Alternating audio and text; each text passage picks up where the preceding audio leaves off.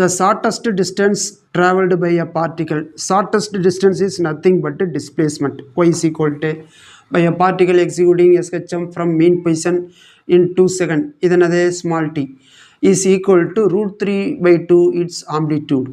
அப்போ ஷார்ட்டஸ்ட் டிஸ்டன்ஸுங்கிற டிஸ்பிளேஸ்மெண்ட் வந்து root 3 times of root 3 by 2 times of amplitude. Okay, determine the time period. அப்போ இதை கொடுத்துருக்காங்க. அப்புறம் என்ன கொடுத்துருக்காங்க, ஸ்மால் டி வந்து 2 செகண்டு அவர் கொடுத்துருக்காங்க. ஓகேங்களா, சரி. இப்போ டைம் பீரியட்னா என்ன வரும், கேபிட்டல் டி கேட்குறாங்கப்பா. சரி, அப்போ டிஸ்பிளேஸ்மெண்ட் ஈக்குவேஷன் தான் யூஸ் பண்ண முடியும். அப்போ என்னாலதான் A sine omega T is equal to Y. அது என்ன, Y is equal to A sine omega டின்னு தானே எழுதுவோம். நம்ம ஏன் இப்படி எழுதியிருக்கோம், நமக்கு தேவை கேபிட்டல் டி, அது இங்கே தானே ஒழிஞ்சிருக்கு ஒமேகாவில், அதனால் இப்படி எழுதிட்டேன். சரி, அப்போ sine omega T is equal to Y multiply இருக்கிற ஏ அன்சைட் போனால் டிவைடில் போயிடும்.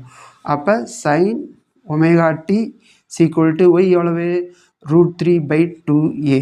Root 3 by 2 A. அது இல்லாமல் கீழே ஒரு ஏ இருக்குது, ஏ ஏ ஏ மறுகையா. அப்போ sine omega T is equal to root 3 by 2. ஓகேங்களா, ரைட்.